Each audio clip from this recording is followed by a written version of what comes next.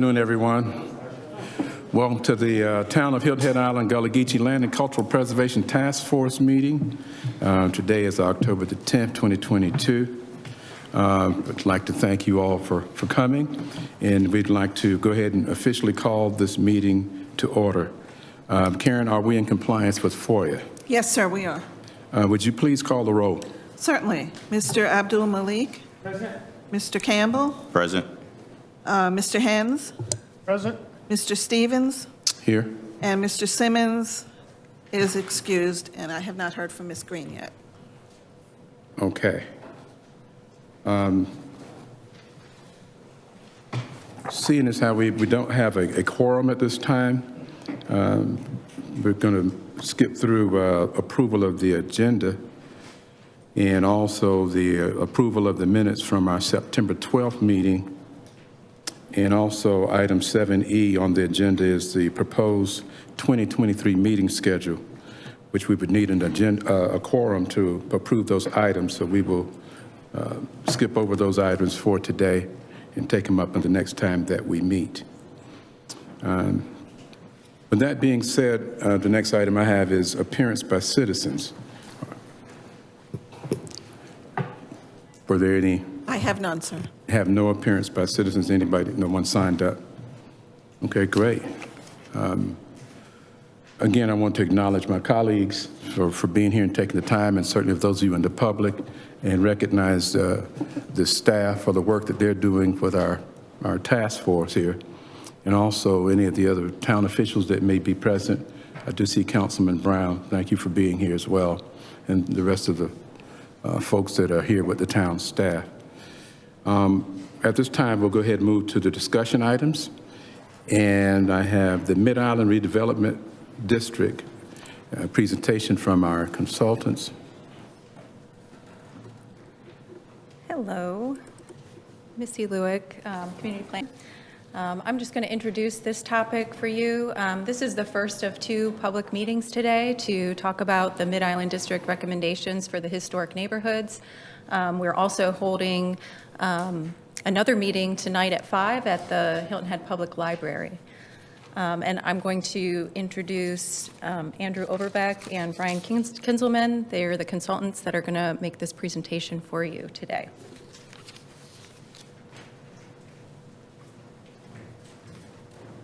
Good afternoon. Good afternoon. Welcome. Pleasure to be here and good to see you all again. Let's go to full screen here.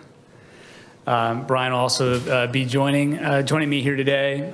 We wanted to follow up after the last town council workshop about 3 weeks ago with information and get your feedback on the Mid-Island District and tract work that we've been doing for the better part of last year or so with staff, the community, town council. And give you this update today and get your thoughts and feedback as we start to get toward ultimate recommendations and figure it was a good chance to touch base. I know some of you were at the last town council workshop, so we'll sort of step through what we've been up to and have a chance to review with you the background engagement results that we've received. We've got some information about how we've brought forward the recommendations from the preservation report, talk through some proposed recommendations for historic neighborhood land uses and sort of next steps in schedule going ahead. We started this work by looking back at all the great planning work that precedes it. So you have a comprehensive plan. Our plan really sets the stage for what's happening in the community. That work, done together with your residents, really important for us to sort of continually go back to and look at, along with the Gullah Geechee Culture Preservation Project report.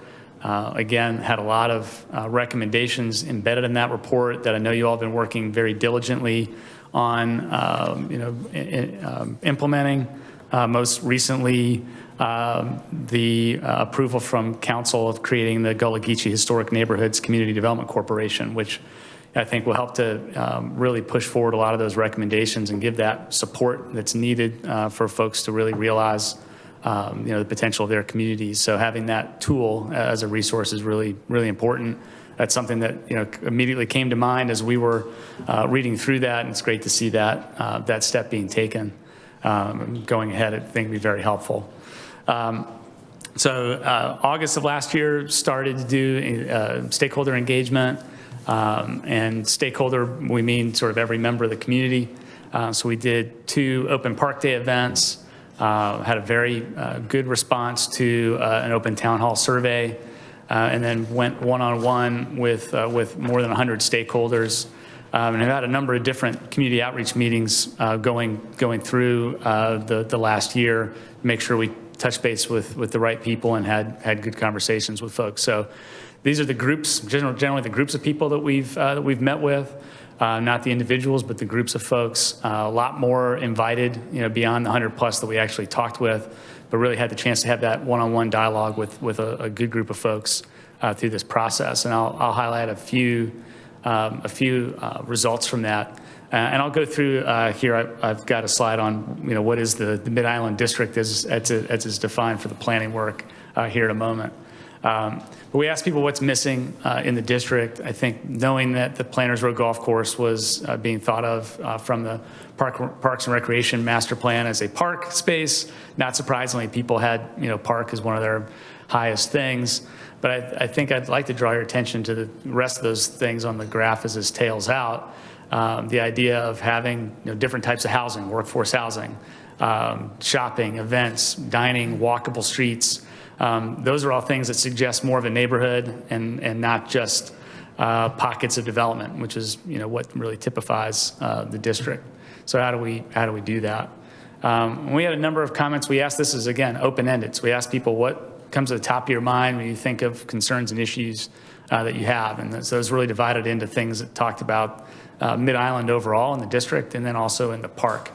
So we've worked through a separate process on the park, but as we look at the district, a lot of people are concerned about walkability, traffic, safety, the neglected shopping centers or the perception of them being neglected, affordable and workforce housing, and then making sure that the character of the island is balanced as things evolve, because we all know that they will continue to evolve.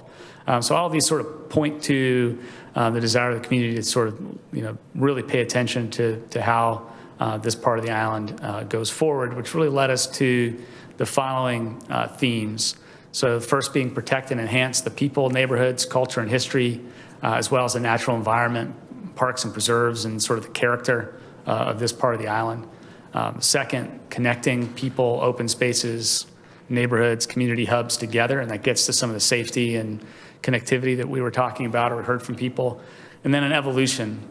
We look at some of the things when people say, well, the shopping centers need to be upgraded. Well, that starts to have us look at land use, and are there different mixes of uses that can happen as we see development happening elsewhere in the community? What are some needs from the preservation report that highlight some of the needs in the residential neighborhoods?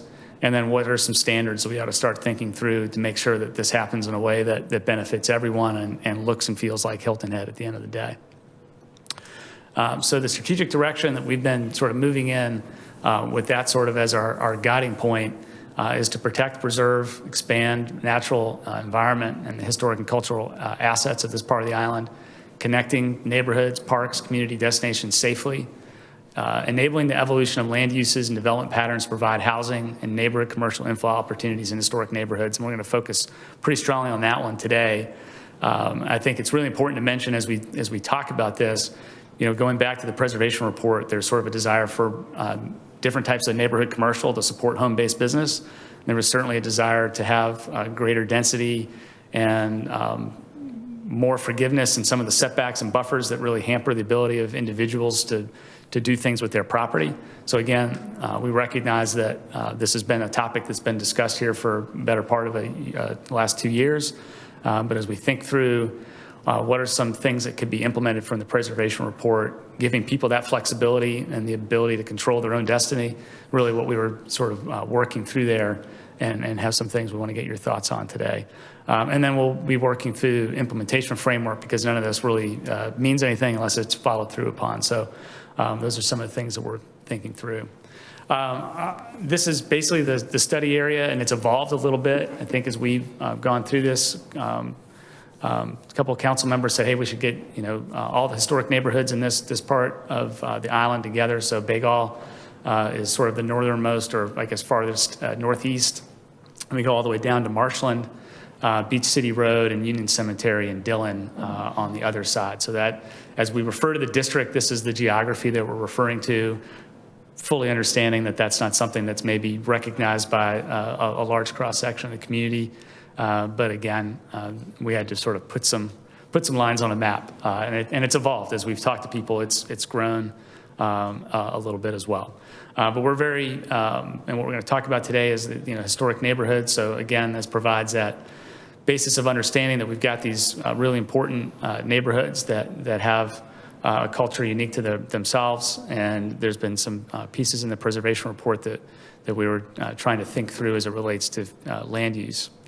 So again, we've got an existing zoning code. We'll sort of toggle back to this here in a moment to look through some of the areas of focus, primarily looking at what's in the RM4. That's where a lot of preservation report recommendations lie. And then the land use today, and go through these neighborhood by neighborhood. We've got 14 different categories. One of the challenges that's sort of been laid at our feet is how do we start to collapse those categories, consolidate those in a way that's a little bit more user-friendly, and maybe also pairs up more accurately with what people want to see happen in their community.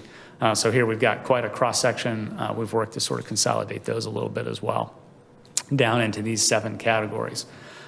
So you can see here, there's some opportunities for a different type of development that's in the purple. That's a mixed-use category. That we think we could have not only sort of better shopping centers, better community assets there than exist today, and by providing that instead of just being retail, commercial, having it be that mix of uses that really will help it be more of a community destination, a place where people live, work and play, come together as a community. Having a land use category there that embodies that helps that to occur. So that's that purple area. That's a pretty major area of sort of consolidation and a bit of a different way of looking at it based on the community feedback that we've gotten. And then also the residential neighborhood commercial, really looking back again at the recommendations of preservation report that acknowledge that there are some concerns about the ability to develop land if you wanted to and have those home-based or neighborhood commercial businesses in those categories. So again, it felt like it made sense to go ahead and put that in as a land use category to really take those preservation report recommendations to heart. So go through these a little bit at a time. The major categories, commercial service, we're still going to need to have. We did a market study that showed there's still a need for these job-creating uses, light industrial uses in this district, specifically around the airport, preserving those and enabling those job-creating uses to continue to exist. So you see those sort of occur throughout the district. There are a handful along Matthews, along Dillon, of retail service lodging where we've got some hotels and some existing retail services that we think make sense to continue to exist along those corridors. And then getting into these mixed-use categories, again, allowing a mix of different things: retail, restaurant, apartments, townhomes, office, institutional, open space, a little greater density to allow for the need for housing. So we talked about the need for housing. This is a place where we think we can get a good amount of it into this mix. Again, keeping it to the sort of Hilton Head standard, 1 to 3 stories. We also have an airport nearby, so we have to be cognizant of that as anything gets built. And then one of the major points here is that we share parking. We've got to get rid of surface parking in order to create those community spaces. Surface parking lots are convenient, but they don't make for a very friendly place to be. So as we think about the mix of uses, that's going to require a different way of thinking about how that development pattern exists. It's going to take some support from the community to make that happen. But this is a fairly large area change from our work. And then again, in the neighborhood, residential, commercial, primary uses here are residential, obviously. There's a mixture of different types of residential in these areas. There's everything from single family, apartments, townhomes, 2-family. So again, we want to recognize that mix that exists and make sure that what we have as a land use category and potentially looking at some code updates that's continued to be supported. The other thing that's really not in there today, which is in the preservation report, are those neighborhood commercial home business opportunities. So having something in there that supports that use, enables that to happen, something that we wanted to run by you today. And then the density. We'll talk about this in a little greater detail. Right now, a lot of the areas of potential change here are RM4, which does allow between 4 and 8 dwelling units an acre. We think it makes sense, as we've talked to people and talked with council, that 6 to 8, that range of 6 to 8 could work. And we'll show you some examples elsewhere in the district today that really start at that 6. And again, this is pretty consistent with the preservation report as well. So want to focus in on that so we can have some conversation about that today. We're focusing in on these yellow areas. And specifically, I think important to acknowledge what the preservation report said. And it's, as I've described, allowing for higher densities in land zone RM4. So that's something we wanted to look at.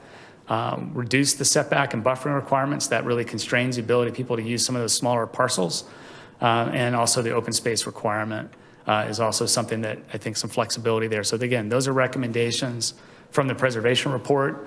They recommend an overlay, which in our minds is a great, we see it all the time. We work with a number of communities across the country. Overlay makes a lot of sense if you want to do something quickly and impact that change, fairly rapidly. The thing that we run into in other communities is once you put in an overlay and another overlay and another overlay, it's a lot to wade through, whether you're a property owner or whether you're someone that's trying to get something done. It's much more effective to have an actual code that matches what you want it to be. And so our recommendation from working with a number of other communities, once that overlay gets going, it's hard to legislate it after a while. It's hard to go through that and make sense of it. To change the actual thing that's the problem, which is the code, we'd recommend just go ahead and make that step. Overlay really is kind of a Band-Aid, whereas the code change shows commitment that we're going to change this and do it the right way. So that's our recommendation. We work with a lot of communities that put in overlays and then they come back later and update the code finally. And we think it's better just go ahead and update the code and have it reflect what you want it to reflect. So as we looked at that, we think there's an opportunity here, as the preservation report is outlined, to advance and celebrate the history and culture of this part of the island, to enable these historic neighborhoods and people that live there to be economically sustainable. That has to do with being able to, develop property if they so choose in the way that they'd like, and also has those home-based businesses, those neighborhood commercial uses embedded in it.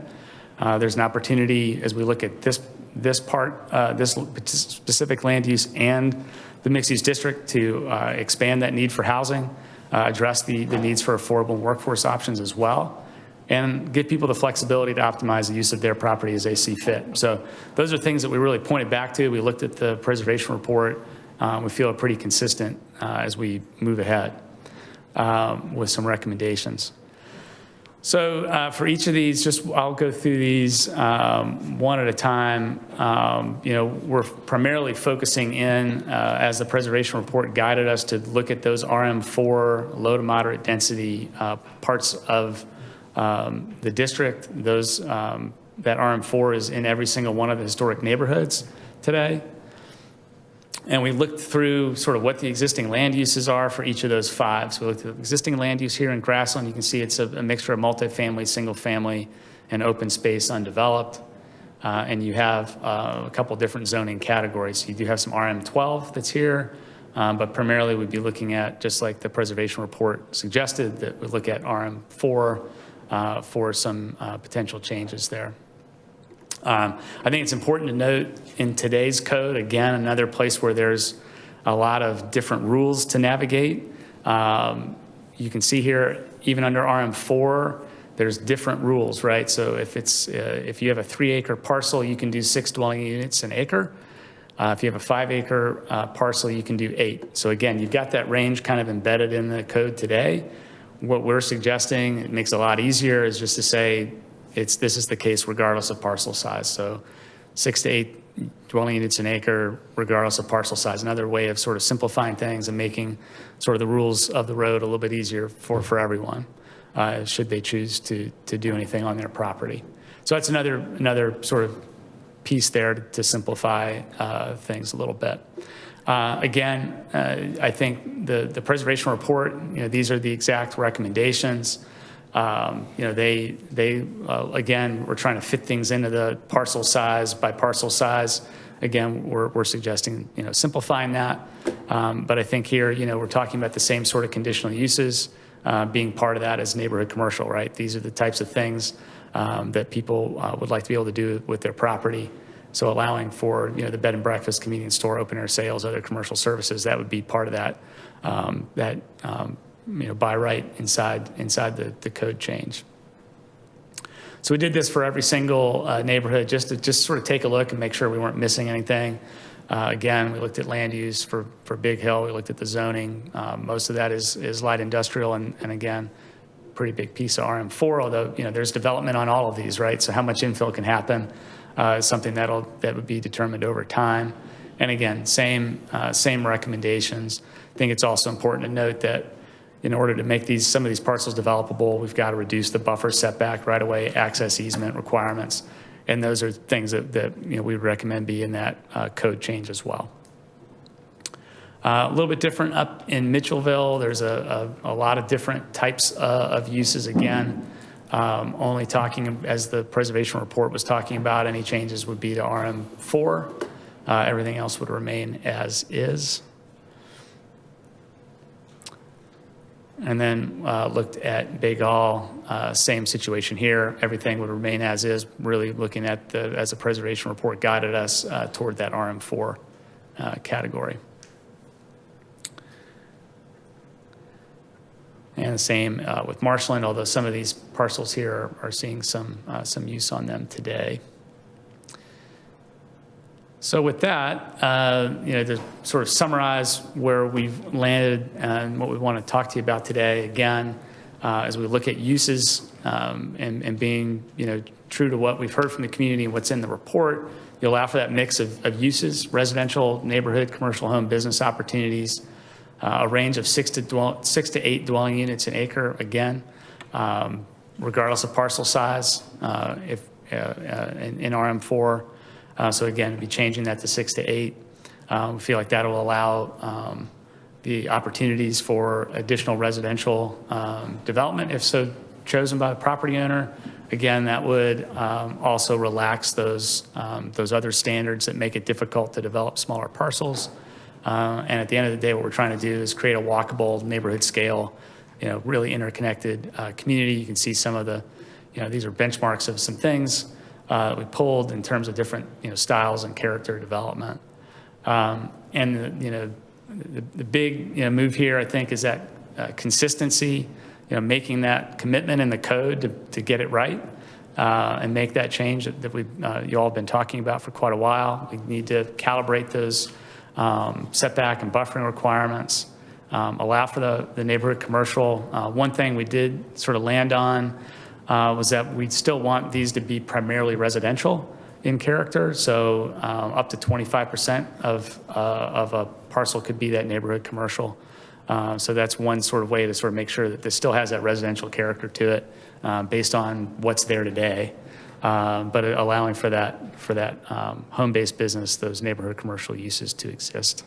Again, without having to come back and ask for a variance or all these other things that make it difficult for people to do what they need to do with their property. And just another bit of homework that we did in looking at what's been built in the district residentially. We did look at a number of different recent developments to just see what they did in terms of dwelling units per acre and where they landed and the type of housing that they built. And we really found that you got pretty close to 6, if not right at it, in a lot of these recent developments. So again, we feel like that starting point of 6 going up to 8 really does sort of match what's happening in the world already. So this is in Grassland. This again was a 3-acre site. They built 18 units at 5.7 dwelling units an acre. So again, pretty close to 6. Up in Mitchellville, a little over 5. These are 44 single-family units on a little over 8 acres. So again, a different type of product, but again, sort of landing in that in that zone of dwelling units per acre. Again, in Mitchellville, a little bit different. They were allowed 12 dwelling units an acre. They built 32 family units on 5 acres, again, right at 6 dwelling units an acre. And then finally looked down at recent development in Marshland, a little over 5, 23 single-family units. So again, different types of units, different types of yield there. But again, we feel like it's sort of in the right spot as far as the densities and product type that's out there. As work goes on, there might be different product type that's desired more than another. But you're getting a good mix of that depending where you are in the neighborhood. And then again, kind of a character sketch. How would we start to think about, things, coming into place? You can see how you can start to get a mixture of different types of housing, different types of maybe businesses that could occur in these neighborhood areas, and in a way that again makes it very walkable, allows people to do different things on their property. So as we look at recommendations, there's a lot of words on this slide, but I want to point out a few of them, bolded a few, I guess. These are our recommendations in the last town council workshop, that they adopt a future land use map that has these pieces in it. Again, that's a starting point. And then it's going through that policy framework to create consistent uniform density standards within the historic neighborhoods. And again, we're recommending that be in the base zoning. That they create an infill development strategy to allow for redevelopment, including incentives. And I think one of the things that's great about the Community Development Corporation is now there's a framework to provide that support to property owners. Having that as a go-to is really important. Again, programs to promote mixed income housing in the district, and then aligning that future land use zoning map to make sure that we're providing a full spectrum of different housing types. And then I do want to highlight a couple other pieces as we look at this. Really important to eventually get to some design guidelines that would give people some guidance on how to do things well, but also support them in that. So again, having that development corporation is really key, and that's really the last point there, which is that organizational financial tools to guide implementation and help people do things. Again, that development corporation really is a great first step in that direction. So that's where we are at the moment. Want to make sure we have time to have some conversation. Staff will be taking these recommendations to the Planning Commission on the 19th. We're working toward an adoption by resolution with council November 1st, and then the work begins. So as we start to put this together, that implementation strategy is really very deep and very purposeful. Any of these changes aren't going to happen on November 1st. They would happen after that fact, and these conversations would continue to make sure that any changes to zoning, design guidelines, et cetera, would be part of the community conversation. And with that, I'll open up for conversation. Okay, thank you, Andrew. I want to open it up to my colleagues first. Let me just pause for a second. I need to ask a technical question here. I believe we have a quorum now. Yes, Can sir. we pause maybe and go back and approve You those can go minutes now? back and approve the agenda and the minutes. Okay. I appreciate your patience. Sure. And just making an adjustment here. I'd like to go back and to item number 4. Thank you, Ms. Green, for making the effort to be here. I know we have challenges in our lives with family and children, and she told me she was going to be here, and she asked me if there were children allowed to come to this meeting, and I certainly encourage that. So hopefully we've got some younger folks in the audience who may be one day chairman or president of the United States. So this is a good environment, I think, for young people to be in. Thank you for being here. And we have the agenda. Excuse me. I'd like to entertain a motion to approve the agenda. Okay, Mr. Malik makes a motion. Is there a second? Mr. Hintz seconds. Favor just by show of hands. Okay, that approves unanimously. And the other is the approval of the minutes from our regular meeting on September the 12th. Hopefully you've had a chance to read through those minutes. If there's no revisions, I'd like to entertain a motion to approve those minutes. I'll make the motion. Mr. Malik will make the motion, and Mr. Campbell will second. Okay, all those in favor? That passes unanimously as well. Now, do I need to wait on the other item? I guess because we haven't had that discussion for the meeting calendar, right? Okay, I don't know if we'll get that one or not, because I know some of my members have to leave. They have some constraints. Okay, back to the Mid-Island Redevelopment District. I want to start with my colleagues here on the dais. If you have any questions or comments for Andrew or for Brian. Mr. Malik, I'll start with you. I just want to say I heard a lot of good information that we had been. You mentioned you mentioned earlier in your commentary about some of these recommendations that we had wanted from a 2-year conversation.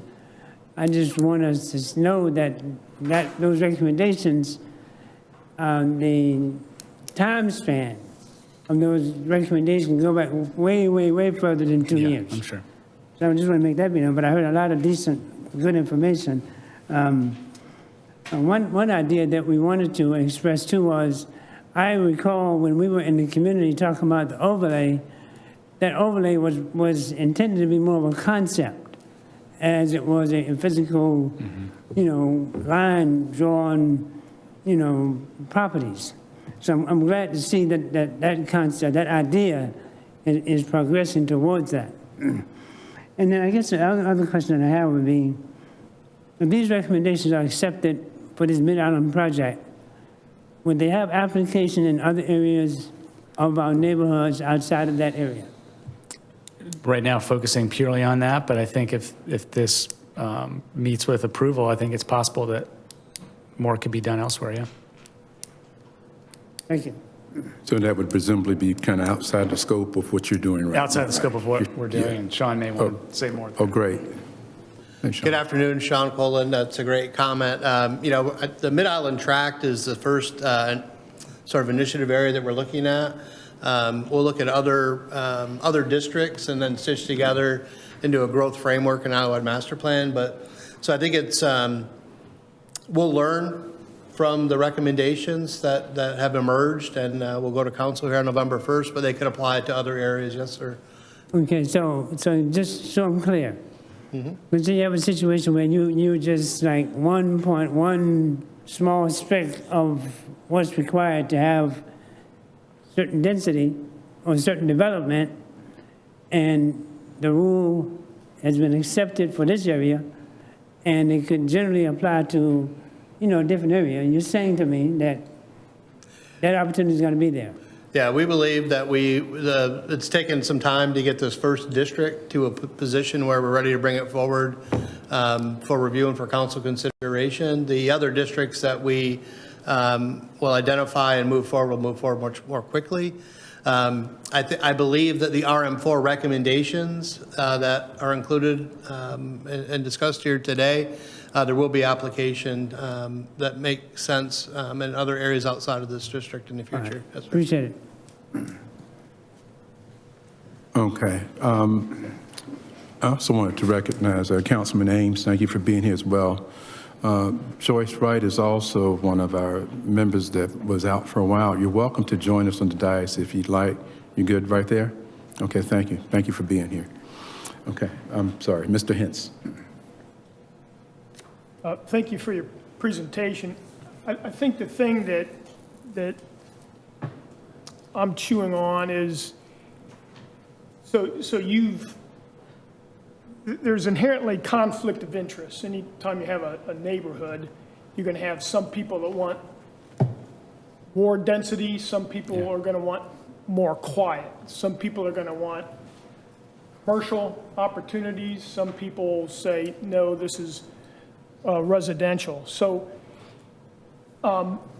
you've made the determination 75 residential, 25 commercial. Do you feel like the RM4 and in your proposals I know you surveyed many from within those communities. Do you think that you have consensus, or do you think that you don't?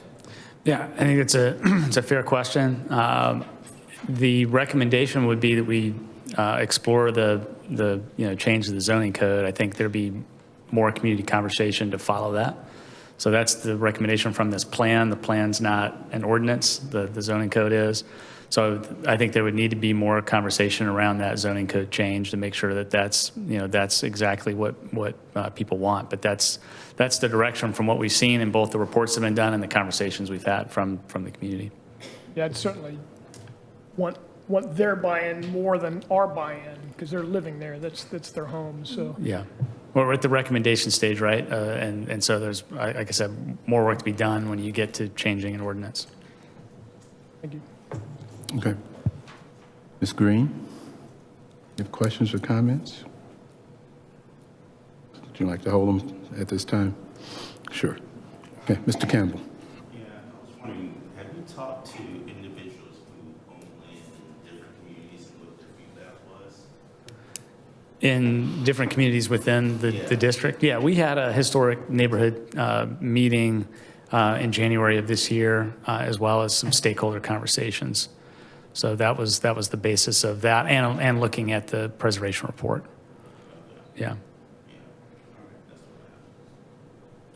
Okay. I have a couple of comments, and maybe there's a question in there. But again, I want to thank you, gentlemen, for your presentation and the work that you're doing, which does seem to incorporate a lot of what was in the Gullah Geechee Cultural Preservation Report. There is a lot of movement in the community with the establishment, as you mentioned, of the Economic Development Corporation, which we think will help to give some folks some more resources and hopefully a better understanding about the opportunities that exist for folks that want to do different things with their land.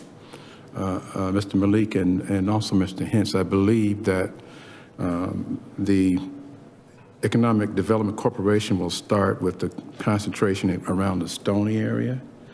But as you mentioned before, this is something that can be applied to the total island, and especially those in the historic neighborhoods. And I'd just like you to maybe reiterate the point about the RM4 and the 6 units, and if you have, I believe, 5 acres or more, that you can certainly increase that density and that usage, right? So are you speaking to what's there now? Yes. Yeah. Because I do believe some of that is being looked at as well, but right now, that's what it is, right? So yeah, under RM4 today, depending on your parcel size, it's everything from 4 to 8. And so what the recommendation we're making is, regardless of your parcel size, 6 to 8. So that there's not this sliding scale depending on parcel size. It's consistent. Everyone has the same abilities everybody else has. And so that's a way of sort of simplifying the rules. And so have you guys had a chance to actually look at maybe some test sites to see exactly, because a lot of the properties are not perfectly shaped. That's right. And that's always our challenge. Yeah, absolutely. I think we didn't want to be presumptuous and draw things on people's property, certainly. I think as you look at Grassland, that's the most uniform probably of all of them. And again, someone's choice whether they want to do that or not. But I think as you look at this one, where they've sort of taken that little over 3-acre parcel, fitting 18 to 20 units there, it seems pretty reasonable. So, if you just wanted to sort of visualize a copy and paste of that on some of those other similarly sized parcels, you could wind up with another 20, 30, 40, 60 units if someone wanted to do that. And so that's as far as we've gone to just sort of say, what if? I think as we sort of did some back of the envelope just to see how impactful this change might be, I think, if people wanted to do something on their properties, there could be another 200 to 400 units potentially. But again, that's really cursory. It's not, there's science behind it. But we wanted to make sure before we made a recommendation that there was some impact that would be beneficial to folks. And so I'm not saying that'll happen, but it seems in the realm of possibility if people so chose. Yeah. And you'd also mentioned some opportunities for, as we were talking about, like the commercial part, the commercial uses of property, but you'd also mentioned the opportunities maybe for like some open-air markets and other neighborhood uses. And you do have that in your plan. I just want you to kind of maybe re-explain that for us again as well. Yeah, so that recommendation was from, or those uses, that sort of list of uses you gave was from when we just sort of collapse it to say neighborhood, commercial, home-based businesses. So that sort of encompasses the range that was in the preservation report. Yeah, I mean, because lately we've had some questions about such things as pop-up markets, Sure. so I've heard, and, just flea market type things, or even the vegetables, like the garden markets and opportunities like that. So there will be some chances for people to consider things like that. Yes. And you'll be working along with staff, I'm sure, to identify some of the codes and things that might need to be changed to accommodate that, right? Exactly, yeah. Yeah. Yes, Brian. Ladies and gentlemen, again, I'm Brian Kinzelman, Andrew's business partner. Just one last comment relative to the density issue. We felt it was equitable to have this density standard so that smaller parcels aren't being punished, quite frankly. I think also with the institution of a development corporation, which I think is going to be tremendous with a focus specifically on the historic neighborhoods, to bring some consultation and some impetus and some maybe financing to that, there's an opportunity for individual parcel owners also to assemble, come together and decide what they want to do with their collective parcels, so that we're not dealing with just this piece and that piece. Certainly we've got the wherewithal to do so as exhibited by this image on the wall. So putting those maybe larger combined properties together, 2-3 acre parcels into 1 6-acre parcel, is going to give you more flexibility when it comes to development. And I think the market forces will determine where some of these commercial uses make sense. There's one thing in retail that is consistent, and that is visibility and accessibility and convenience. So probably not every parcel within this conversation will take advantage of that commercial usage, but there are some lovely and highly visible and desirable places where that could take place, and that just goes to further that sense of community and neighborhood and display the culture and the history of the place as well, which is the lens we're always looking through when it comes to this district. Okay, thank you. One last question or comment too.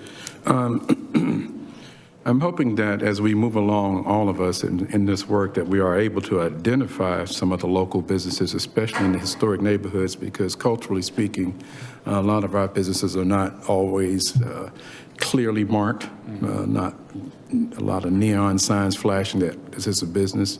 That's probably something we have to do through research with staff here at the town to identify those types of businesses and where people may be wanting to take advantage of doing a home business or using their properties to do that part of commercial, and then see if we're in compliance and give them some consultation too about how to use the properties commercially as well. So I definitely am very sensitive to that. And I certainly have to acknowledge many of the people in the community, but especially Mr. Barnwell, who I believe that might be a picture of one of his developments, actually, who has been a model in the community for land use and development. And certainly as we continue the conversation with affordable and workforce housing. I was just in a conversation with someone over the weekend, and I was out of town, and they were certainly under the misconception of what affordable and workforce housing is on Hilton Head. And the question was, is affordable housing on Hilton Head $1 million? So we hope that we can address that need and answer that question where we can have folks who can live here and work here and not just be shipped in here to work and then shipped off the island, that they're able to live here and take advantage of some of the opportunities all our residents have as well. Okay. If there are any questions from my colleagues, I would like to, if I could, open it up to the public to see if, I'm sorry. Ms. Green, you have a question? Good, very good. I do have a couple of questions, talking about the RM4. I'm looking at a couple of the pictures that you have up here, and I understand we're talking about Mid-Island. And I kind of want to go back to, have you looked at any of the neighborhoods, and I guess as a case study? Because as I look up there, a lot of the neighborhoods don't look like what's there now, and then that's a lot of the questions of the people in the community. Whereas modulars or mobile homes in some of the communities are already there. So how does this 6 to 8 parcels, regardless of the parcel size and or the businesses, fit into that? I like to see more of a mixture, because that's a big concern. Exactly what's in our neighborhoods now and what we can do with the property there. Yes, this is upcoming as to what we're thinking to do with the new plans, but also there are a lot of people who like to take advantage of this situation with what they have. A home is a home, whether it looks like what's there or what we live in. So I would like to say that. So any feedback on that? Yeah, I think you're exactly right. And one of the things that we certainly need to address is what we call naturally affordable housing that already exists. We want to protect that. So, what's there today that's affordable, that people are living in, that is a home, I think it's absolutely correct to acknowledge. So that's a really good point. Okay. And the other thing I'd kind of like to piggyback on was, yes, I saw that there was a photo up there of Mr. Barnwell's, who, when we're talking about affordable housing and workforce, that's not the only one he has that's been great to the community. Right. So I also sometime in conversation wonder, why is this conversation so hard when it's been done? Yeah. It's being done. That's right. I took advantage of living in one of his units, so I know it works. And that kind of brings up conversation, because from where I work, and I've had a conversation about the upcoming units that are in the Stony area and the case study that they want to do, comparing it to like the workforce. Like, I'm just still, like Mr. Levon said, the cost and who does it fit. Yeah, I think that's a critical part of the conversation, is what is affordable housing. I'd say what's, I think really important to take away from this work is when we ask the open question. Again, we're not giving people A, B, C, D, E, choose one. People brought up workforce housing. Again, we need a common definition for these phrases, but the people chose that of their own volition. We didn't give that as a choice. I think represents that community understands this is an issue, that we need to be able to serve those that work here with housing. So I take that as a positive sign that the community knows there's an issue here. You good? Okay. Do we have an opportunity to take questions from the public? All right. Is there anyone in the public that would have a question or comment for Mr. Barnwell?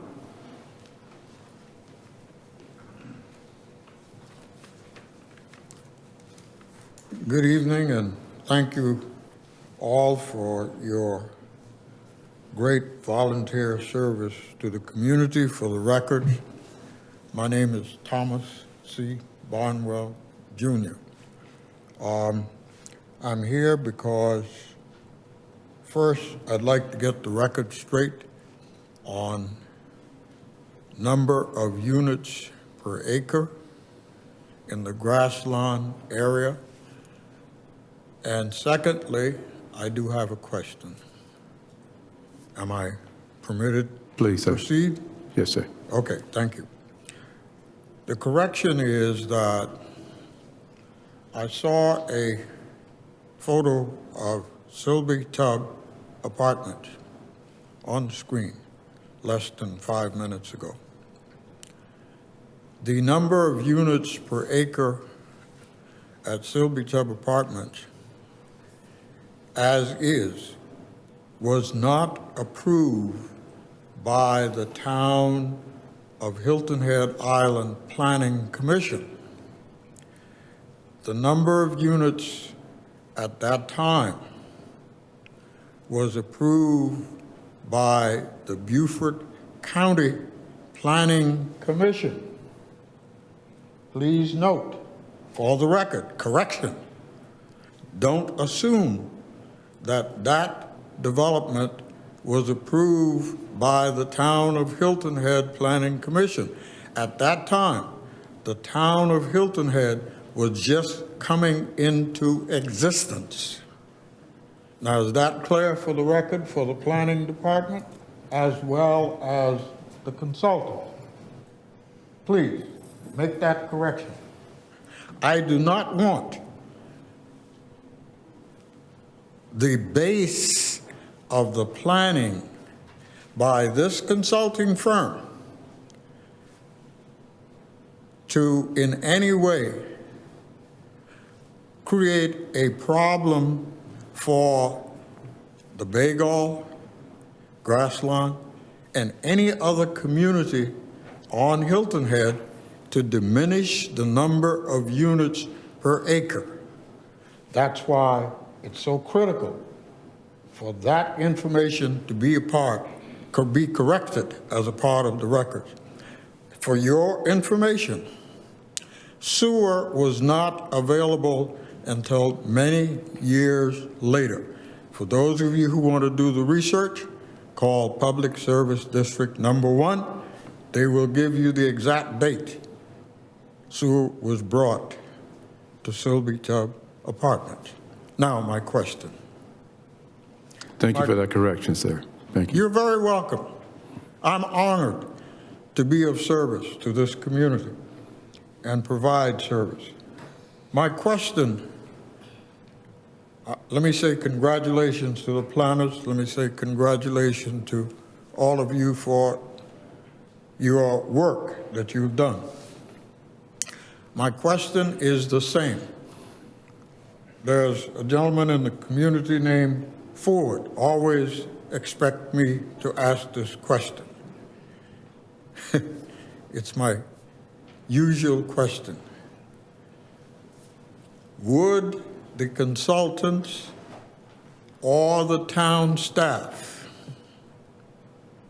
at some point be able to explain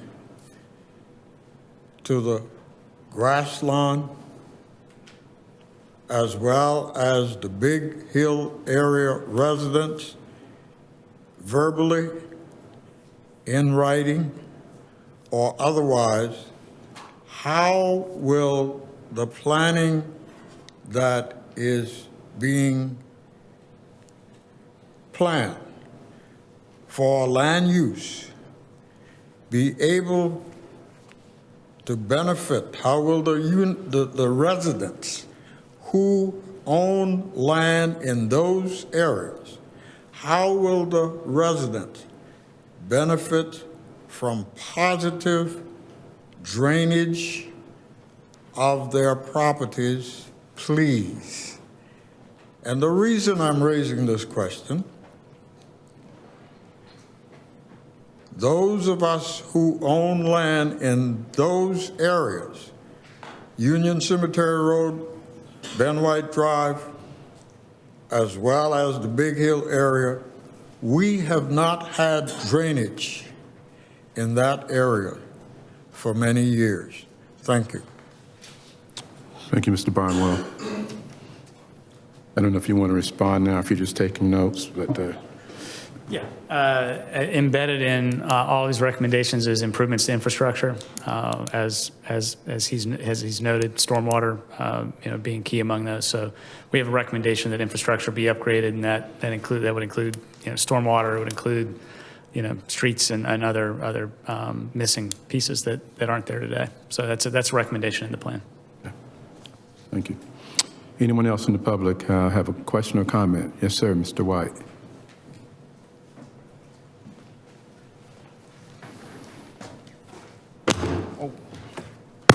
Hi, everyone. Andre White here. Andre White, landowner in Mitchellville and also Grassland. I also represent my family's trust and estate. And I don't really have questions. I have comments of things that I took notes on that is omitted and should be looked at and included. So first, Shani, echoing your comments, whatever type of code should have flexibility for modular and mobile homes because they come in different sizes, they're pre-made, and you cannot build a building to that. So let's make sure that is a part of the conversation in the rules. I know that a lot of landowners struggle with getting mobile homes permitted here because of the shapes and the sizes and the buffers and setbacks. The second thing I have is parking. I know that they said parking is forthcoming, but parking is very onerous when it comes to commercial and residential, right? So a single family home has less parking restrictions than multifamily because multifamily is based on bedrooms. So in commercials based on square footage. So let's not, while we're talking about a density of 6 units to 10 units per acre, let's actually try to hone in on what parking requirements are going to be there, and not let's not kick that down the road, because you will create zoning and parcels where you can't build commercial and residential together because of that. So that's one thing we should check in. The third thing I have here is buffer and setbacks. Again, not something we should punt down the road, and we should not just look at the 50% reductions that's in the code now. Let's look at okay, it's 5 feet, it's 10 feet, it's 15 feet off property lines, not this 50% reduction. And that's going to be very important with commercial, because commercial, maybe we want to build closer to the street. These bike pathways, as you see during the summer, there's a lot of people coming through our neighborhoods. Talk about walkability and connectivity. Let's not have commercial buildings where it's 50 feet away from the property line or from the street. That doesn't make any sense, in my opinion.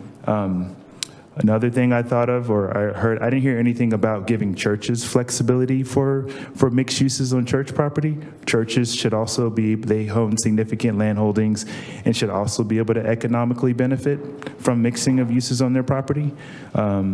Just let's think about that asset and the use of that during the week, not just on Sundays and evenings. And the last thing is from an affordable housing standpoint, the bonus density as it's currently written, is my understanding, is that it's for larger parcels. So even a smaller parcel where they could benefit from 1 extra unit of bonus density for affordable housing, let's make sure that the affordable housing bonus density is for smaller parcels as well. That's it. Thanks. Great, thank you. Anyone else? Mr. Scott. Good afternoon, Taiwan Scott. I appreciate all the efforts that's going forward. Of course, economic sustainability is one of my main concerns, in design standards. We're talking about bonus densities or average base density, but I think we should take more consideration into the standards that's going to be there, that's going to be applied when it comes down to knowing that we're here. As far as you're coming into a potential development or a potential, I guess you're looking at a mixed use, commercial, residential, how is that family going to be able to advertise that they're there? We don't want to just blend in the way everything is. We want people to know that when you come to our developments, you're in a cultural significant location, in a cultural significant area, and you're participating and you're supporting that native island business. So design standards as far as what's going to be allowed to be there, how we advertise that we're there, and just having our presence more on the forefront. And I appreciate it. Thank you. Anyone else have a question or comment? Yes, ma'am. Dr. Cohen.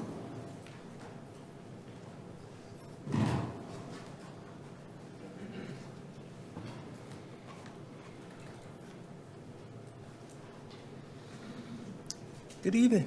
Can Thank you all so very much for what you're doing. Everything takes work, and some of us work a little bit harder than some.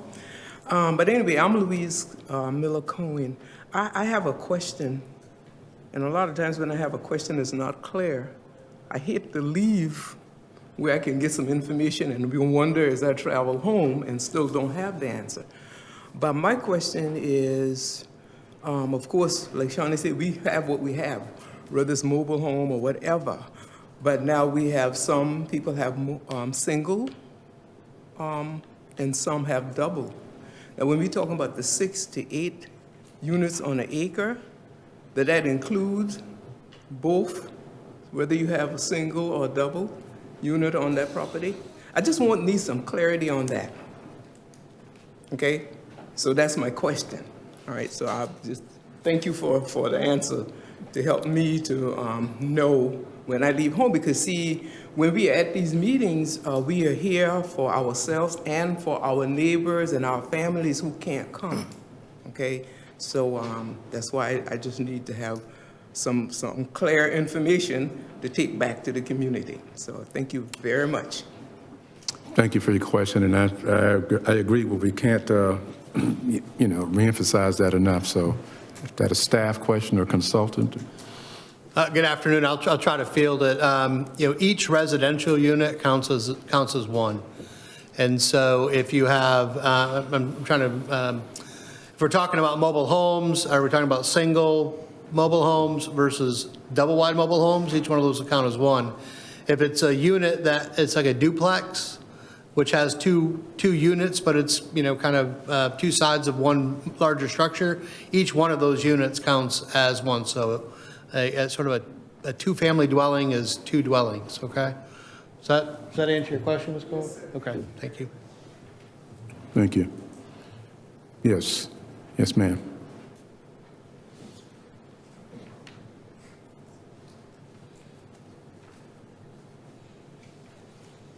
And while she's coming, I want to remind those who may have come in late that we will have another meeting at 5 o'clock this afternoon with the consultants at the Hilton Head Library. Hi. Hi. My name is Alice Stewart Dunlap, and I came in late, so maybe I need to come to the second meeting if I can find time. But there was a lot that was confusing to me about this meeting. I couldn't hear that well what was being said. One thing, the question that I do have is that you talked about the mid-island. That does not include the northern portion of the island, Stony? Stony was not included in that? That's not in this particular effort here with these, but that's outside the scope of the work that they're doing right now. See, I don't hear. The general answer is that the Economic Development Corporation is coming online, will help to address some of the other areas as well. And I should probably let someone from staff give me a better answer. Is that correct, Okay. Sean? Okay, and I was also going to ask about the Community Development Corporation. Yes. When or is it already online, and when can we access that? Because it probably will answer what I don't know from this meeting. Thank you for your question. I'm glad you're here. Thank you. Yeah. Thank you. Yes, sir. Be happy to try to answer that question. Right now we're focusing on the Mid-Island District. There was an evaluation of the district, including the historic neighborhoods within that district, to come up with some more consistent land development patterns and opportunities. The plan, which is part of our strategic plan, is to is to complete this district and then to identify additional districts throughout the island to do similar work. And then bring that together through a growth framework and then an island-wide master plan to provide that consistency, that future land use and expectation, long-term for the entire island. Now, the second part of that, the town council approved in September, I believe on September 20th, to move forward with the Community Development Corporation. And again, as Chairman Stevens mentioned, the primary focus initially, I believe, will be in the Stony community, but application beyond that will occur at some time. The approval by town council allows us to submit the paperwork to officially create that. There'll be some additional steps with identifying a board, an executive director, developing a budget, and that'll move forward here over the next few months. So that's moving forward, and there'll be some benefits here in the near future with that effort. Thank you. Yes, ma'am. Good afternoon. I'm Lee Williams-Jones. I needed to find out, I hear you talking about planning for 3 acres or 5 acres. What happens in this study if you have less than that? What can you do to develop that? I think it has to do with whatever your specific acreage is. Sean Colin again, another great question. So what the recommendation that's included from the consultants and through development of listening to the community is to no longer have that difference where if you have less than 3 acres, it's 4 units per acre, and then 3 to 5, it's 6, and then above 5, it can be 8. Is to create a more consistent land development pattern and opportunity for all property owners. So if you own less than 3 acres, the density that's being recommended is between 6 and 8 units. Now, I think we'll ask council to, with the additional input today and tonight, make a recommendation to council that's in that 6 to 8 range. And so if you have a smaller parcel, you'll be able to develop at that 6 to 8 dwelling units per acre if council approves. Now, as Andrew and Brian mentioned, it doesn't go into effect November 1st. That's blessing from council that the district plan is supported, and then we'll move forward to modify the code so that it's legally part of the entitlements for the property. Good. I hope that helped answer your question. Thank you. Any? Yes, I'm sure it will be in writing. I won't remember it, so it has to be in writing. Is there anyone else? Yes.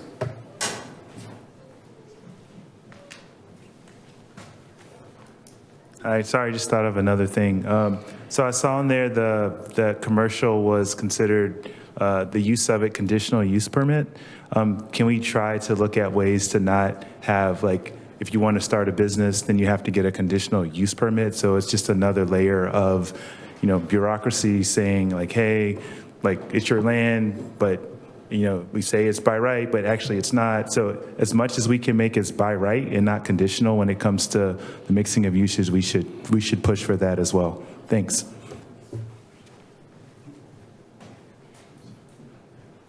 Tag team. Well, one more thing. And actually it's kind of piggybacking on what Sean mentioned, and it's there should be consideration with, if we're going to go to a 6 to 8 density, then what about an incentive if someone slates some of those units for the workforce housing program? Maybe there should be an incentive there that if they allocate those units for that particular program for X amount of years, whatever the stipulation is, then they can get some additional units. We're kind of focused on large units, but we got a lot of small, lots around here that can accommodate and help, deal with some of this workforce housing issues. It shouldn't just be the big guys that's given an opportunity. So if you got some local, Native Islanders who have some land and they're willing to set aside and meet that criteria for a certain percentage of units to be slated for workforce, if it's 20 years, 30 years, whatever the criteria is, that gives them an opportunity to retain their land. and it just really opens up a door of hitting the niche that we're need to. Right, appreciate it. Great, thank you. All right, any other questions or comments? Thank you all for your questions and for your comments, and certainly our consultants doing the best they can with that presentation. And I will once again remind you that 5 o'clock this afternoon at the Hilton Head Library, we'll have another opportunity to ask questions and to give some input. Okay? All right, if there's nothing else, we will move on to our next item, which is the heirs property FEMA disaster recovery. And that is presented by Melvin Hollis. And you're going to introduce Mr. Hollis, Missy? Sure, I will introduce Mr. Hollis. I just met him last week. He's going to give you a brief presentation on some of the changes that FEMA has made to designate which properties are eligible for FEMA disaster recovery. I'm aware that Mr. Hollis has another engagement, and he will have to be really quick to get out of here on time by 2:30, but I'll turn it over to Mr. Hollis. Thank you. Okay, you can just do the areas. Okay. That's one way to do it. This is the other way. Sure. All right, thank you. Okay. Good afternoon. My name is Melvin Hollis. I am trying to retire. This is my third retirement. My granddaughter says I haven't got the hang of it yet. My last job was as a professor of emergency management at Savannah State University. Before that, I worked in Washington, and I was on the staff of Craig Fugate when he was the administrator of FEMA. The point that I'm going to try to make a point very quickly and then back into some FEMA policies. I'm not here to represent FEMA. I'm here to talk about FEMA and a very important policy change that is specific to Gullah Geechee and those who hold heirs property. On September 2nd, FEMA changed a very important policy. For those who have had storm damage and who have suffered from the Agriculture Department and who've dealt with the Agriculture Department, those who held an interest in what we call heirs property or who occupied heirs property were not eligible for a range of services that are available for the federal government. And the reason, quite simply, is because they could not provide proof of insurable interest in the property. And so you had this particular problem going on when FEMA would come into an area. They would address the issues of property owners. They would provide them with support under two programs, individual assistance and public assistance. But if you could not prove that you had insurable interest in property, you simply were not eligible for the benefits that FEMA provided. I am here to tell you that as of September 2nd, the fact that the policy has been changed means that an individual might be eligible for up to $75,800 per incident, and I want to explain how that has changed and why that's important. On September 2nd, FEMA announced this policy change. It was not given a lot of national attention, but it just so happens that on September 15th, I was in Atlanta with the regional director of FEMA. This is Region 4, and I sat with her and I said, you know, the Gullah Geechee corridor, that information has not been spread, and I think that's a very important information that people ought to know. As a matter of fact, I think it's important enough that you ought to designate someone on your staff to work directly with that community. Much to my surprise, she did that. And so we have a direct line in terms of looking at issues as they affect owners of heirs property. To start out on, I think sometime in March, she sent a delegation of 8 or 9 people from FEMA to meet with these communities, and we held that meeting over on St. Helena's Island. The second thing that we did was we got in touch with the Gullah Geechee Cultural Heritage Corridor and asked them to publish in their newsletter the changes and to make them available to the community generally. Now, I'm used to being treated like the dentist. This is a guy you don't really want to talk to, and when you're talking to him, it's not a very good situation. So that comes with the territory. But what I want to do is, and I'm a little hurried because I do have another appointment, if I could get through this presentation. I want to provide, let's see if I can move to, does it make this work? Come on. Sorry, this is my first time on this operation. We ought to make it. It was working a minute ago. Let me try this. Not getting. I think you took it outside. Getting movement. Yeah, he'll fix it. Can hear a lot. There we go.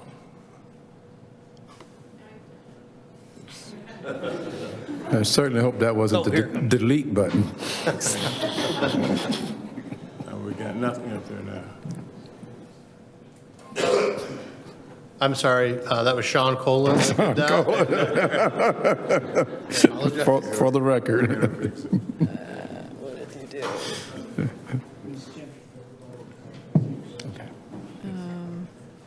Okay.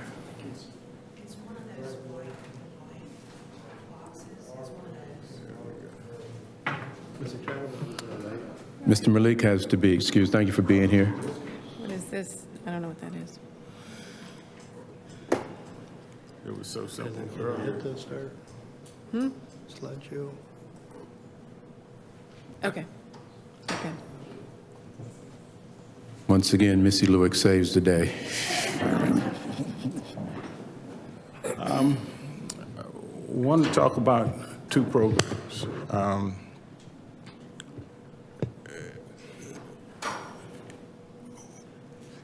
The way one becomes eligible for assistance from FEMA is that there is a presidentially declared emergency. I've just finished a report on Hurricane Ian coming onto shore in Horry County and Georgetown County in South Carolina. There is damage there. There's problem of debris that has to be picked up, and there are homes that are flooded. The problem is that there's not enough damage to have a presidentially declared disaster, so that there will be no support from FEMA in that instance. The way FEMA works is if there is a presidentially declared disaster, then FEMA comes in. FEMA can't just come into a state. As a matter of fact, they have to be requested by the governor. The governor goes to the regional director and says, I have damage in my state. The damage is beyond what the state can handle, and I'm requesting federal support. That request goes up to Washington, it goes to the president, and the president has the option of declaring a presidentially declared disaster. Once that is done, three programs go into effect. One is called public assistance, one is called individual assistance, and one is called mitigation.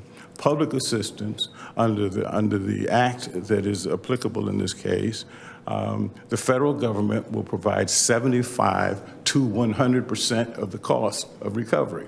Where that ranges is up to the president, and it also has to do with whether or not you're a good friend of the president or not. You can get anywhere from 75% to 100%.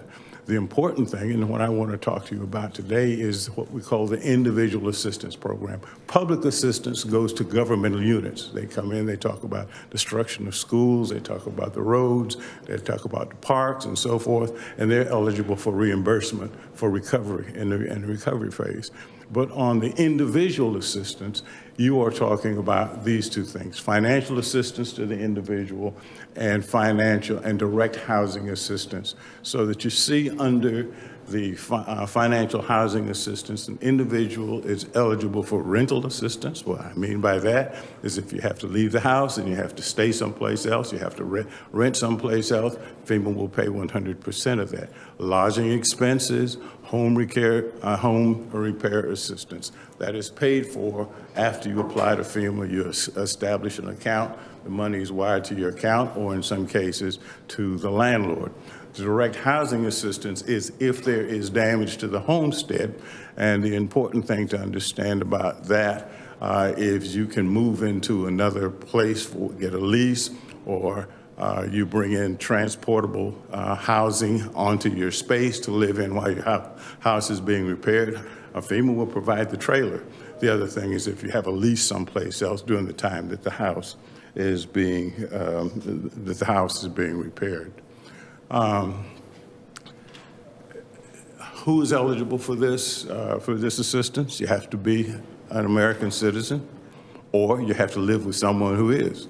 The interesting thing about that is if you've moved to the country recently and your child has been born in the United States, that child is a citizen, and that child is entitled to all of the benefits that come with being an American citizen. So you often have people who have children, but who are eligible for all of the benefits because the child is a citizen of the United States. This is the tricky part I wanted to talk to you about for a minute. You must pass FEMA's identity and occupancy verification. My daughter has been working for FEMA for 18 years. I worked for them for 5 years. My nephew's been working for 8 years, so I'm pretty much up to date on what's going on. I had my daily conversation with her this morning while we went over the family emergencies. We'll wrap those up sometime in the afternoon, but I also got a sense of what's going on with FEMA. When you call, there are 3 ways to register for these programs. One of them is online.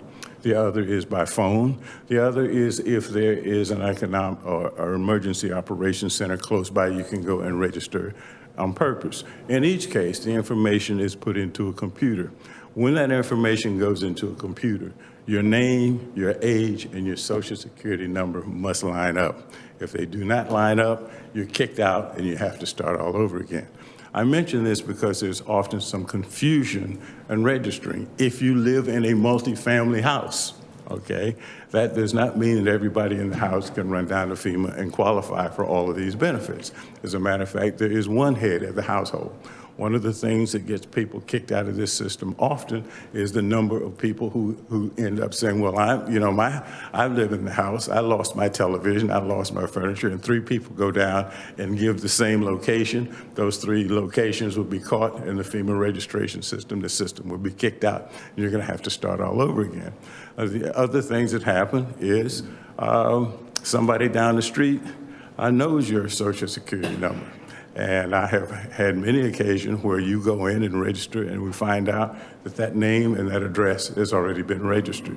The other thing that you will find, particularly within communities that are low-income communities and or communities like Gullah and Geechee communities, is that the address does not line up. You may have one address on your driver's license because you lived there 3 or 4 years ago. You're in another place now, and you're talking about this is the damage, but nothing in public records show that you've ever lived at this place.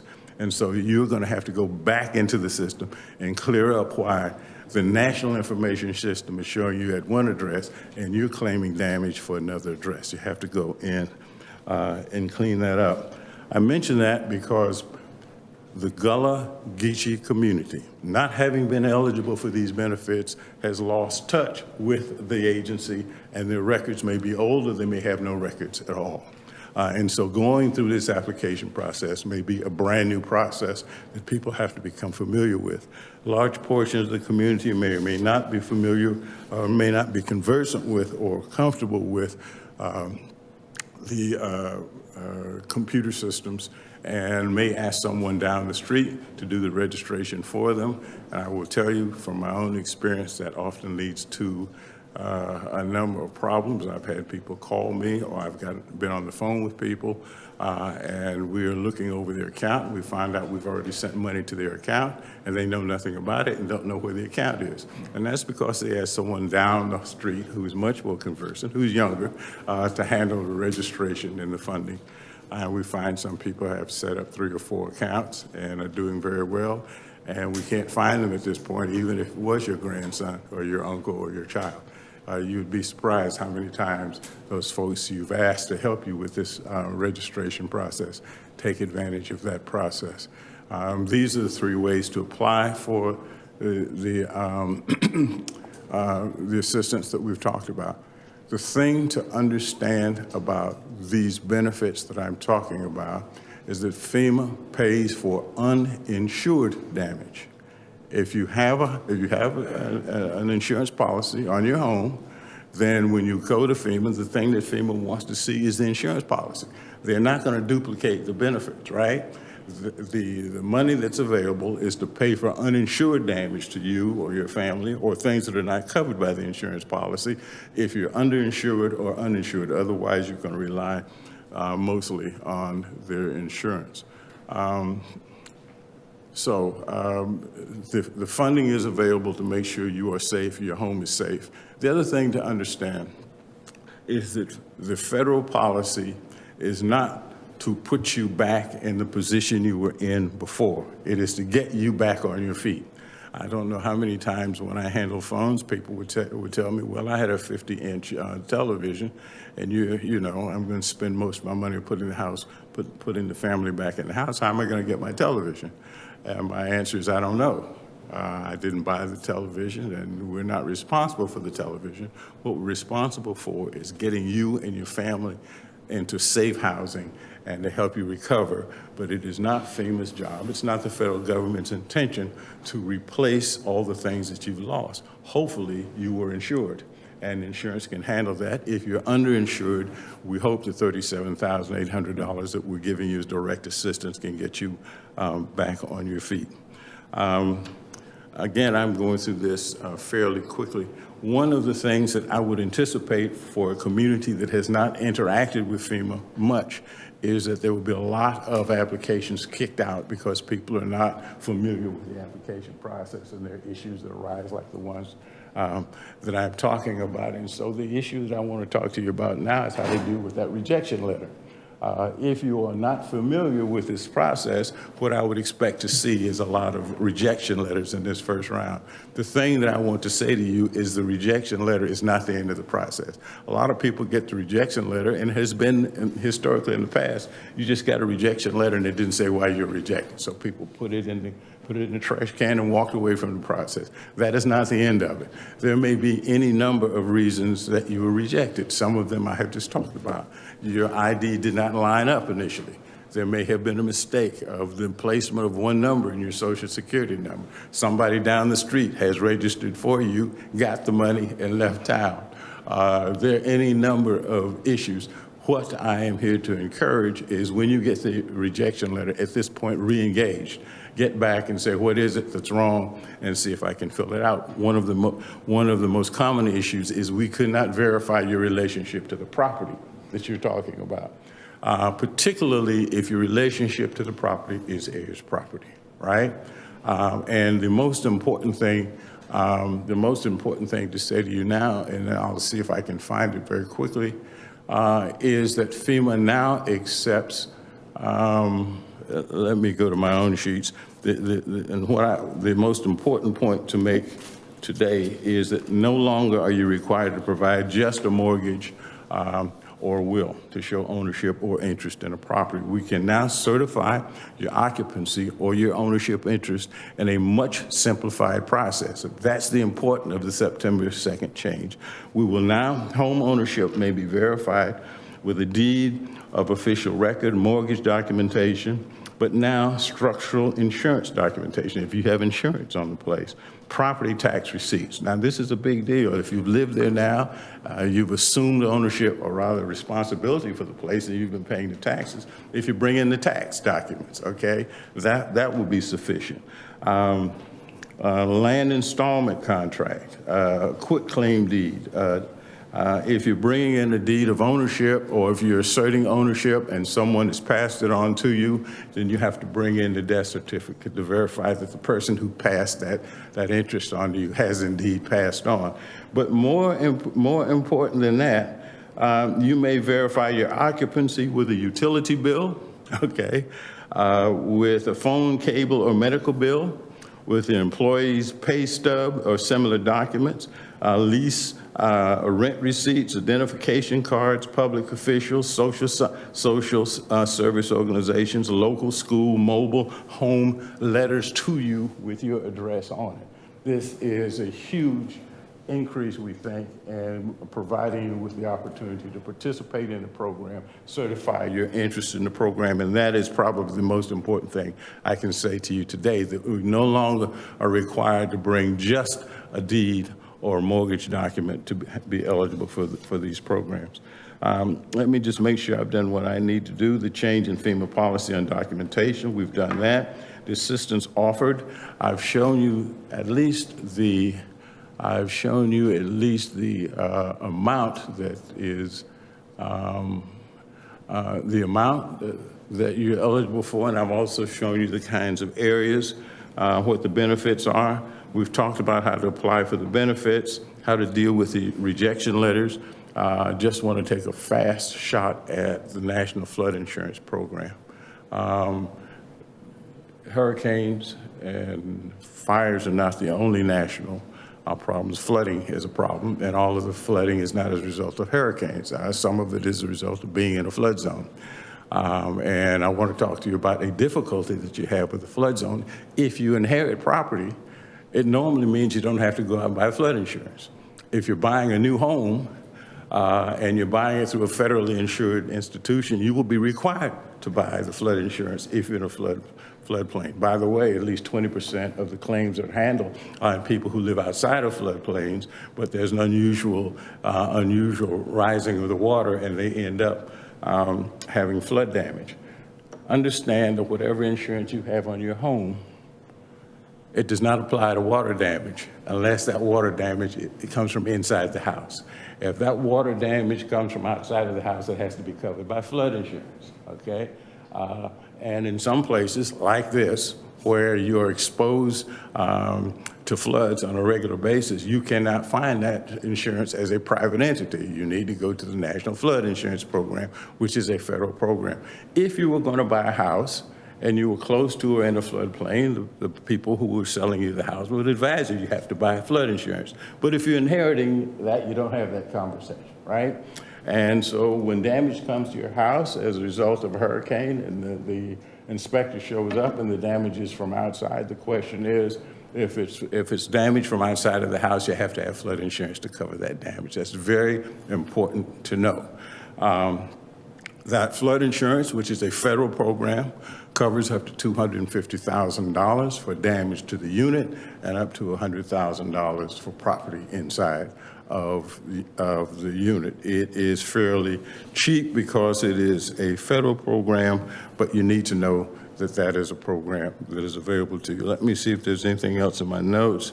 Yes, FEMA has expanded its coverage so that there are things covered now that have not been covered in the past. Let me see if I have it here.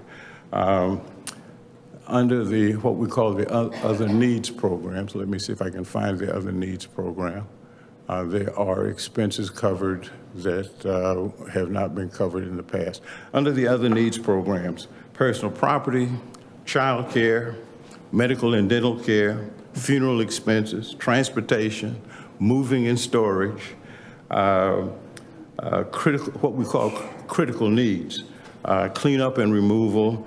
And there's also a program where if it's a neighborhood that has issues with flooding, you can apply as a group and get coverage for the neighborhood as opposed to an individual. And so these are things that need to be explored. I think I have just about covered the items that need to be covered under this, but if I have not made any point other than this, that as of September 2nd, if you have an interest in or you occupy what is called heirs property, you no longer have to have the deed or the mortgage to be eligible for federal support. And so I've listed the documents that you can provide for that assistance. I think that's important. And the other thing is because of confusion about how one has been eligible in the past, there may be some confusion in the initial application. When you get that rejection letter, which I expect a lot of people will get because they're not used to that process and have not gone through it in the past, do not take that as the final decision. Find out why you got the rejection letter. It may be as simple as the wrong address, or you have to explain why the address that pops up in the national system is different than the one you have provided. And particularly if you live in multi-generational families, okay, which is not uncommon. You got the grandchild, you got the mother and the father, you got the grandparents, all in the house. It's not clear who owns the house. It's not clear who owns the property. There's one application. There's not going to be 3. There's not going to be 7. Or if you have moved from your own house to stay in that house while repairs are being made and you both apply with the same address, you can understand why the system kicks you out. So, and you can also understand why your mail is going to a place where you're no longer located and you don't even know what the correspondence is going on. So those are things you have to be careful about. Those are things that my daughter talked to me about this morning, about how people are giving her a hard time because the address that pops up in the national system is not what they are showing. For people who move around a lot, that's something to be careful about. So I think I've made the basic points that I need to make. If I leave early, it is not because I'm not interested, but because there's a judge waiting to see me over in Beaufort, and they tend not to take it too easily if you don't show up on time. I think if you have any questions, I'd be glad to. Just one quick question, and I know your time is up, probably up. You said that FEMA had you had reached out, or we have advocates here in the town now? What we did is, I don't know if you attended the meeting that we had in March on St. Helens Island. We invited local government officials, and I think we had Sherry, I'm not sure. Sharice. Sherry, she works flood management. Oh, Sherry Mendrick. Yes. Is that our contact here with staff? That's your contact. So if we have any other questions, we can certainly contact her here, right? Are there any other questions? Yes. I might Just in case if you have to leave, we'll know how to answer questions with someone here at the town. We have someone here on staff. And as a matter of fact, Yes. I talk to Sherry from time to time. Okay. Okay. Any other? Okay. Well, either I did a good job or you don't care. Well, you did a very good job, and we know you are running tight on your time. Thank you for the information. If in this season of hurricanes and storms, and it can happen, as you said, anytime, that information is very important. Hurricane Julia is moving across the Central America right now. The hurricane season is not over. The waters are warmer now than they have been in the past, and I don't expect the season to be over until well in the middle of November. I check with National Hurricanes. I have pull it up on my screen every day, but there's nothing in danger right now, so it'll be at least 2 weeks before you have to start running if anything's coming this way. All right. Okay, great. Sure. Thank you, Mr. Hollis. I'm assuming you won't have any quick questions for me. Okay. All right, thank you for that information. It is certainly very relevant to a lot of the work that we're doing here. And cultural preservation, and just for the total community as well. The next item we have, I'm sorry. I'm sorry. Yes, sir. One last concept I wanted to leave with you. This group should think in terms of the wording in the federal legislation is cultural resources and historic neighborhoods. There are additional resources available through a range of federal issues such to do mitigation. That is to look at whether or not cultural resources or historic areas are subject to or vulnerable to natural disasters. And there are funds available in a category we call mitigation to take a look at those areas before there is an event and to use those funds to either set up or take steps to make sure that there's not additional damage to those areas. So I would encourage you to look at this issue of the protections that are available under the National Historic NHAs. I remember National Historic Areas Act, and look at the fact that these neighborhoods are considered cultural resources that are eligible for additional funds for preservation and mitigation. And under this mitigation, what we're talking about is you take a look at what has happened in a disaster, and then figure out what steps can be taken to make sure those things don't happen again, or you can mitigate damage, or even come in with a study that shows that you're vulnerable to flooding or other disasters, and federal funds are available specifically for historic areas and areas that are considered cultural resources. So I think that's relevant. Great, great, great. Very, very, very relevant. Thank you. Okay, I'm going to move to the next item, which is our update on the Historic Districts Overlay District.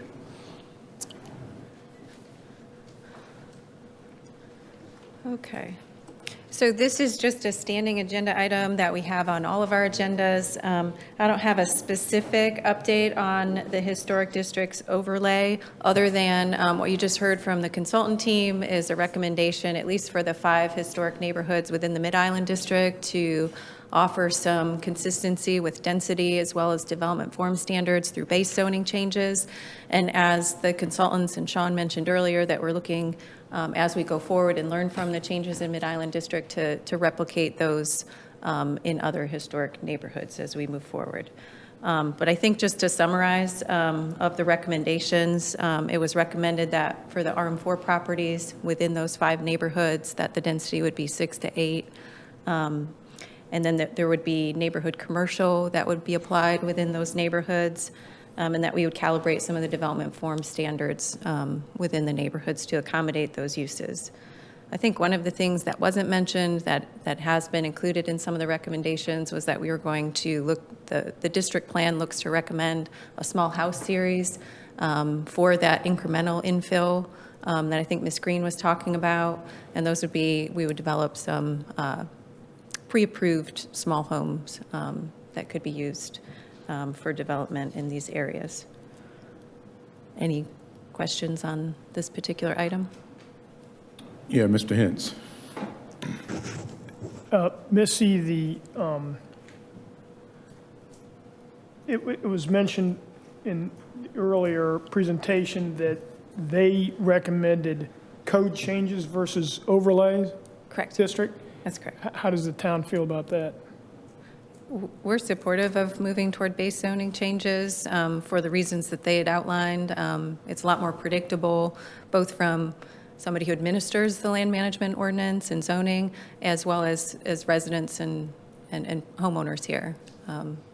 It's a clearer line of what rules apply when it's just in the chapter for whatever zoning district you're in, than going to a separate section of overlay. So yes. Are we going to deflect from working on an overlay district model to just going directly to a code? We're looking to apply the same recommendations from the preservation report, but instead of looking at an overlay as the mechanism, looking at making base zoning changes. Questions for Missy? No? Yeah, it is my understanding that we are kind of taking a look at what we call overlay, so I don't want us to get too hung up on that word, but there are some ways that we can maybe accomplish the same thing or perhaps even better than what we would call traditionally an overlay district. You have something else for us? Oh, no, I'm just ready for the next Any one. questions from the public from the overlay district for Missy? Okay, great. The next item we have is the Gullah resource page.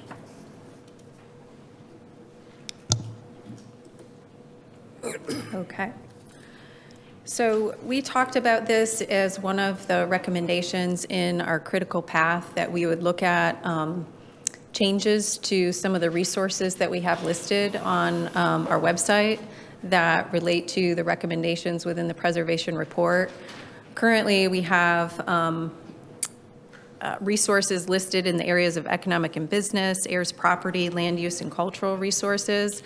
And we were looking at reorganizing those into what we were calling a Gullah Resource Center, and to format them more in a communicative way, such as using like a web banner, doing a storyboard or a story map to illustrate those resources, establish videos or how-tos to display the information in a more interactive way, as well as adding some of the education tools and programs that we're already giving, and to have them as a place to deposit them online where they can be accessed 24/7.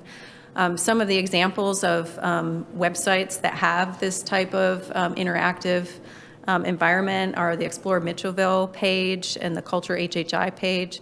I could go to those pages, or you could go to them on your own, just so you can kind of see what that looks like. But when we're talking about, let me see if it'll open. When we're talking about this Gullah Resource Center, we're talking about this kind of interactive page that we would go to. And it's not showing you, it's showing me on what I'm looking at, but it's not displaying on the screen there. So, so we can look at those sites, or I can email you those sites to look at after the meeting. But that's what we were looking at. Just wanted to get some feedback or input from you all to make sure that we're headed down the right path for that particular recommendation. Yeah, I think that's excellent. One place, because, websites can be very confusing and trying to navigate, but if you have one capture page and then everything is falls from there, I think that's outstanding. Okay. Other questions for Missy? I heard you said the information that's listed on that page, you said could be deposited. I'm not sure. I didn't catch the end of that. Well, we have a lot of information on the page already. It's just not displayed in an interactive format. So we would have the same type of content. We would display it in a more interactive format, as well as hopefully be able to offer more explanation of what these resources are and how they can be applied, and then have some more educational material and some of our educational programs available, like a PowerPoint, if you will. We could have a place for education components online that's available all the time. So the program that we just approved would also be on a page like this, right? Could be, yes, Yeah. absolutely. So other resources as well. Yeah. I have a map of the different Gullah communities on the page, showing the different like industrial, commercial. We could have, right now, we don't have that on the Economic and Community Resource page, but we do have a map of the historic neighborhoods it's within the Gullah Geechee Land and Cultural Preservation Project page. This is just the resource center information that we were talking about reformatting. We could certainly look at reformatting all of the Gullah Geechee information, including where these neighborhoods are and some of the zoning changes that we're talking about that are recommended. But we could fold some of that into this resource page, or look at broadening, how we're displaying this information. Okay. Anyone in the public have questions? Oh, yes. It is, yes. It's available when you go to major initiatives, and then Gullah Geechee Land and Cultural Resources. There is a lot of information, both the Preservation Project Report, information about the task force, as well as a link to these economic and community resources are up on our website right now. Okay, yeah, Ty? Just a suggestion that the information that Mr. Hollis presented, to have that kind of uploaded there as well, because it's definitely significant as far as insurance in our community. Right now, a lot of people don't know that there's insurance available for mobile homes through FEMA. So I think that alone is speak by, but definitely a good avenue there to have something like that. Yeah, thank you for that. And I suspect this will be a resource center that will continue to build as we get information. So it's not like it'll be just one set of information, that'll be it. Certainly appreciate the input from the community, though, of what we think should be on there. Other questions for Missy on this topic? Okay, great. Thank you for that, Missy. I think we're heading in the right direction, as you asked earlier. The next item I have is our proposed 2023 meeting schedule. I believe we're going to have to put that on hold because now we do not have a quorum once again. So I think it'd be okay if we discuss that at our next meeting. That brings us to the staff report, delinquent tax list update, and design studio, and some other items as well. Yep. Yep. I'm assuming that's going to be Missy Lewick again. It is, the rest of them are on, so I'll just stay up here. So I emailed the task force last on the 3rd of this month with the delinquent tax list. At that time, there were 3 properties left on the list. The delinquent tax sale was on the 4th. And however, if those properties were sold at the auction, they're in a status called redemption, and property owners have a year and a day to pay those taxes and the associated fees to recover the property. And as of last year, for 2021, there were no properties on that redemption list. I've not gotten an update from the county yet I don't know if there are any properties yet that were sold at the auction. So that's the update I have on that. And you said there were 3 properties? There were 3 So as of, yes, right. as of the day prior to Sure. the sale. Okay. That's correct. And you can continue with the Historic Neighborhood Design Studio report. Yep. So in your packet was an updated monthly report on Design Studio. We've had 44 Design Studio requests. We have 21 active Design Studio projects in the works. Some of those, about 14 of those are on hold. And then we're working with the remainder on active projects that are seeking design service assistance.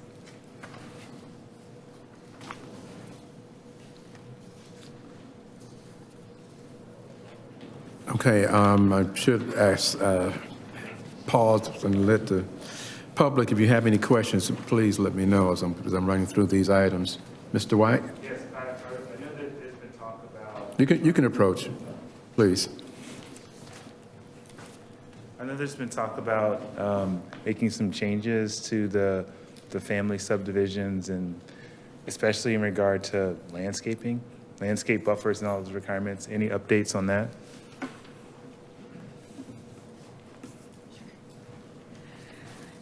We have been talking about changes to our family compound and family subdivision regulations, including the landscaping requirements as part of both of those application types. And that is included in one of our critical paths for implementation of those activities. And some of those observations were made during some design studios with families that are seeking those application services through either design, family compound or family subdivision. And so we will be working on future LMO amendments to accommodate that. Okay, and I should back up also and recognize some of the efforts of some of our citizens in the community with identifying challenges people on the delinquent tax list.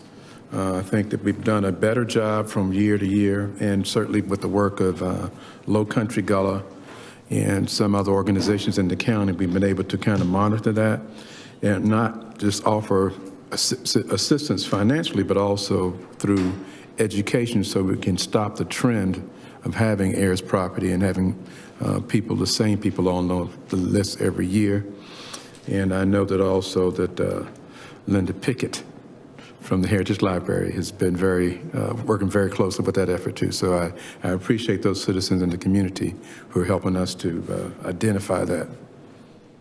Okay, Missy, I think you can continue. Town open positions update. Sure. Included in the packet were the open town positions at the time of packet publishing. Also, when our Director of HR sends the current position openings, I do forward them to the task force. For the public's benefit, the current openings that we have, there are quite a few: 911 public safety, telecommunicator, trainee, administrative support temporary position, assistant community development director, chief building inspector, director of cultural affairs, firefighter, EMT, paramedic, facilities technician, landscaping and grounds manager, public space programming and events manager, principal planner, revenue services specialist, senior planner of cultural and historic preservation, stormwater project manager, and transportation engineer. So we have quite a few job openings currently, and certainly would welcome anyone's referrals. Okay. Any questions for us? Okay, all right. We certainly hope that we'll continue to attract folks to come and work and live in our community. As we have mentioned before, a lot of these topics are related.